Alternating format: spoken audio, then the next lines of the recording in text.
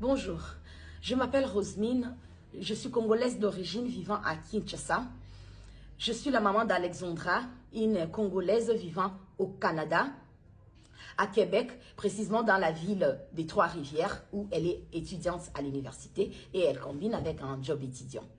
Je fais cette vidéo parce que ma fille est introuvable depuis le mercredi. Le lundi, nous, on a très bien échangé avec elle, tout était normal, tout était parfait, très bien. Le mardi, son papa l'a écrit, son papa a parlé avec, lui a dit, je vais envoyer ton argent de loyer le mercredi ou le jeudi. Il s'est même excusé parce que normalement, on envoie des 27, déjà le 27 ou le 28, en tout cas avant les 30. C'est ce que la coloc réclame souvent. Alors, du coup, le mercredi, on n'a pas eu à échanger avec. Le jeudi, son papa a envoyé l'argent le matin. Et après, il a écrit les messages après, comme toujours.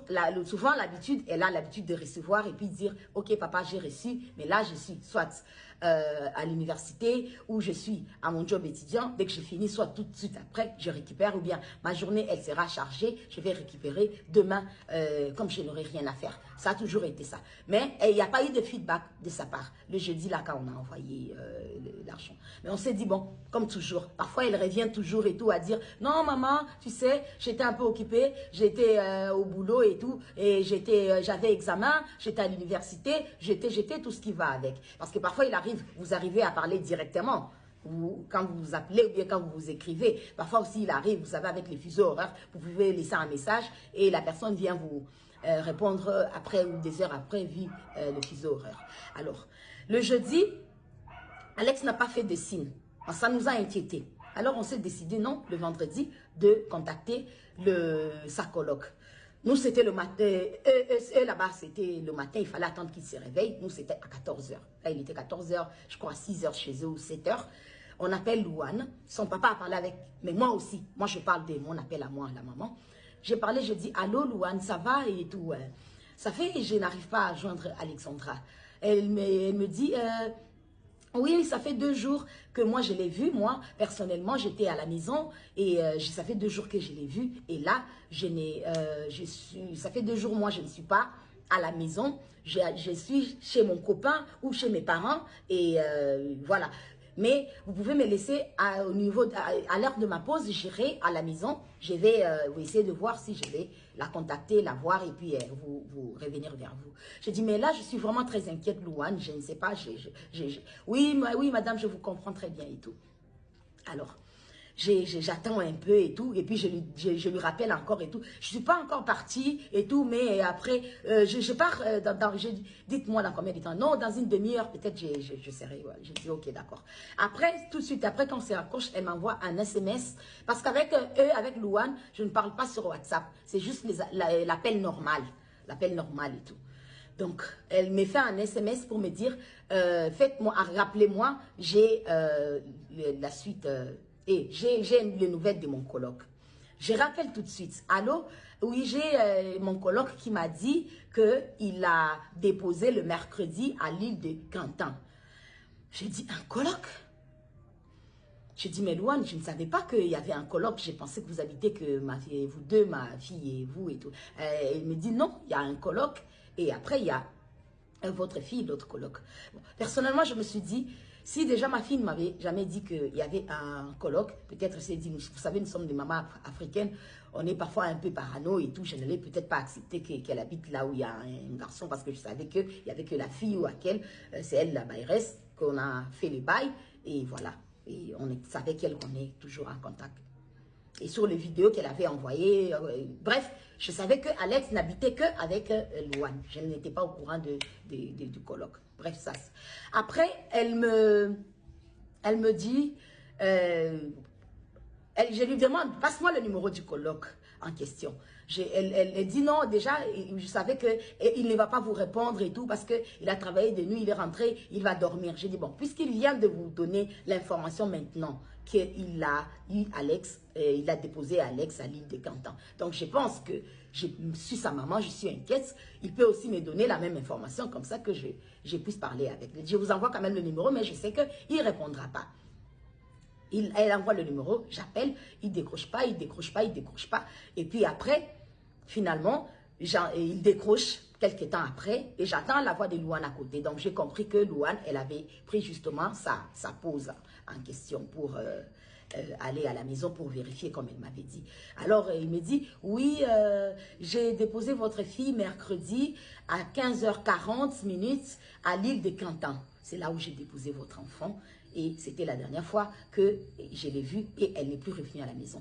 Alors je lui pose la question, je dis, mais comment vous savez qu'elle n'est pas revenue à la maison? Parce que sûrement, vous avez des programmes différents. Vous pouvez aussi être à votre truc, vous pouvez être occupé, elle aussi. Il dit, non, moi je suis des 3 heures du matin ou des 3 heures à 3 heures. Je suis plus de temps ici. Donc si elle était revenue, je l'aurais su et tout.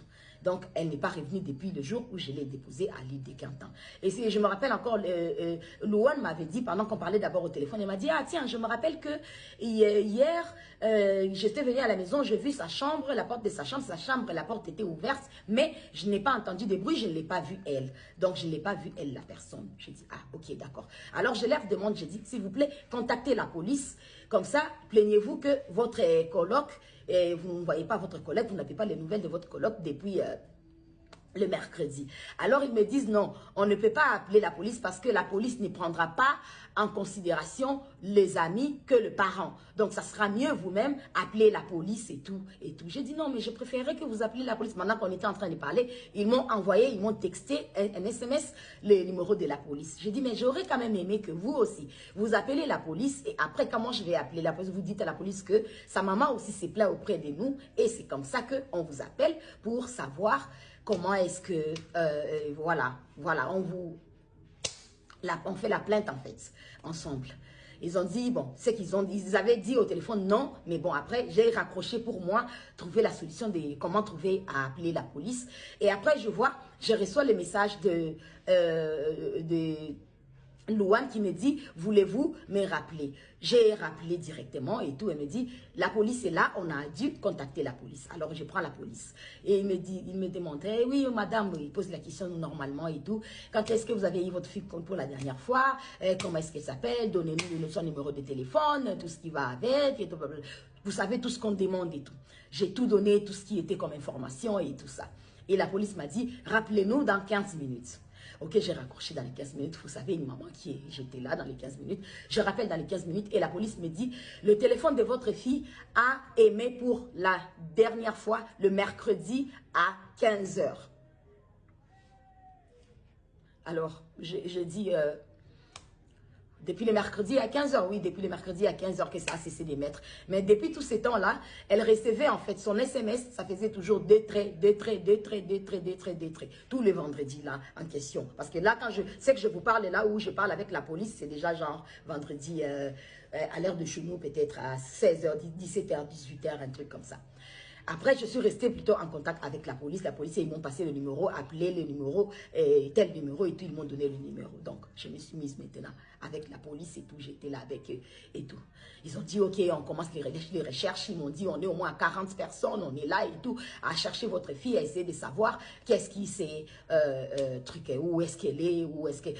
on est déjà chez elle ici à la maison. On est arrivé. On va prendre, je sais pas. Bref. Tout ce qui est faux pour pouvoir retrouver votre enfant. J'ai dit, ok, d'accord. Je vais attendre qu'est-ce que la police va me dire. Bon, vous savez, je suis une maman.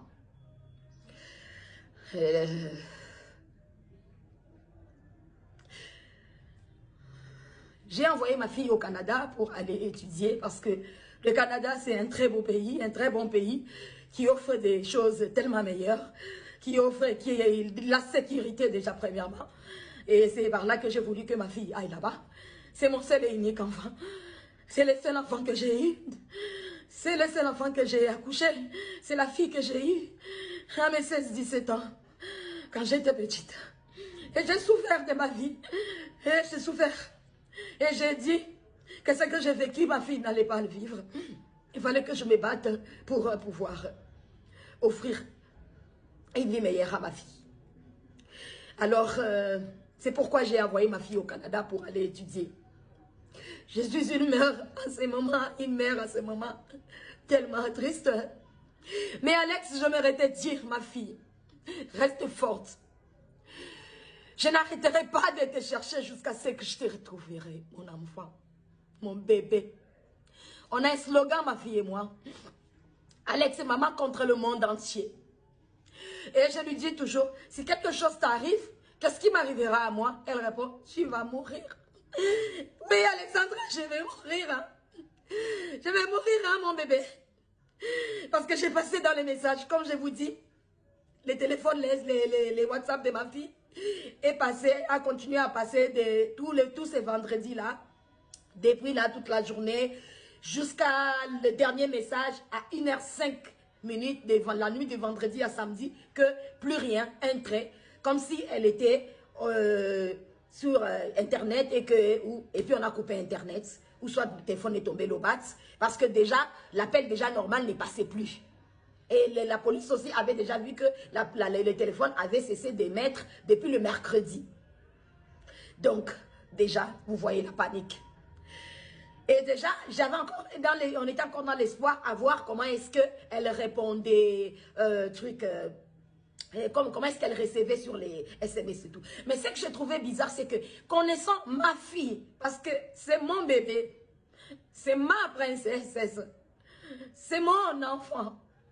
Tout ce que j'ai eu, ou tout ce que j'ai fait, ou tout ce que j'ai été dans mon passé, où je ne sais pas ce que je peux dire comme adolescente, comme je ne sais pas quoi. J'ai dit, ma fille ne vivra pas la souffrance que moi j'ai vécue.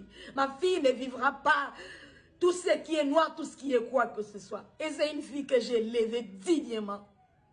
Pour ceux qui connaissent Alex, c'est pas qu'elle est antisociale, mais c'est quelqu'un qui est tellement réticente, qui est tellement polie, qui aime tellement les gens, et qui est serviable, qui est bienveillante, qui aime Dieu, qui prie beaucoup.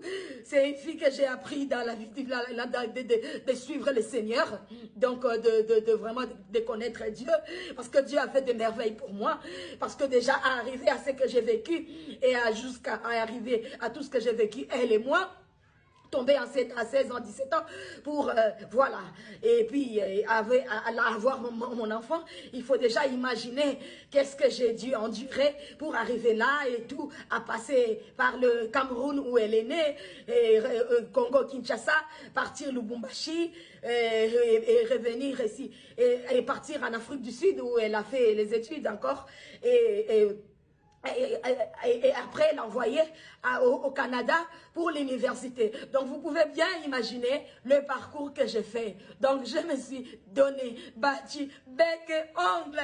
Moi je ne vis que pour mon enfant. Je ne vis que pour ma princesse. Je ne vis que pour mon enfant. Alors je demanderai à toute personne qui pourra avoir des nouvelles, je ne sais pas, des indices, quelque chose qui pourra nous aider, qui pourra aider la police canadienne, parce que la police canadienne, elle travaille, elle continue encore à travailler maintenant, mais je pense que par mon devoir de mère, je ne peux pas rester comme ça, il faut bien que je fasse... Il faut bien que j'alerte le monde. Il faut bien que je ne peux pas rester comme ça meurtrie. C'est pourquoi j'ai fait cette vidéo. Alex, retiens bien que maman n'arrêtera pas de te chercher. Maman n'arrêtera pas de te chercher jusqu'à te retrouver. Non, maman n'arrêtera pas. Et le Seigneur est avec toi. Le Seigneur sera toujours avec toi. Et le Seigneur ne va pas t'abandonner. Le Seigneur ne va pas m'abandonner moi. Le Seigneur ne m'abandonnera pas. Alors je vous en supplie, aidez-moi à retrouver ma fille. Aidez-moi à retrouver mon bébé. Cela fait des jours que je ne bois pas, je ne mange pas, je ne dors pas. Je ne sais même plus comment fermer l'œil ni comment vivre. Je demande à tous ceux qui vivent à Trois-Rivières, s'il vous plaît, aidez-moi à retrouver mon bébé. À toute personne qui a des nouvelles d'elle, aidez-moi à retrouver cette fille, cette jeune fille qui est venue au Canada parce que c'est un beau pays, c'est un bon pays qui offre tellement de choses. Un pays avec beaucoup de sécurité, un pays pour un avenir meilleur. Comme j'ai toujours dit, comme je lui ai toujours dit, je dis ce que j'ai pas eu. Toi, je vais te l'offrir à toi, mon bébé. Toi, tu l'auras. Aidez-moi. Aidez-moi, je suis une maman perdue. Je suis une maman perdue, je suis une maman triste. Je suis une maman qui ne sait pas quoi faire. Qu'est-ce que je peux faire en ce moment? Mon bébé me manque. Mon bébé me manque. Mon bébé me manque. Contactez la police canadienne. Contactez la police québécoise, la police des Trois-Rivières, la police de, je ne sais pas, du monde entier. De tout ce que vous pouvez contacter, je ne sais pas, mais aidez-moi. Aide-moi à pouvoir boire de l'eau, aide-moi à pouvoir dormir, aide-moi à pouvoir manger, aide-moi à pouvoir continuer à vivre. Parce que sans ma vie prendra fin. Parce que je l'appelle ma vie, je l'appelle mon essentiel. Elle passe avant tout. Elle, c'est ma vie. Elle, c'est mon tout. Aidez-moi. Je ne vis plus. Je ne vis plus. Je n'ai plus de vie. Je n'ai plus de vie. Je me sens mal.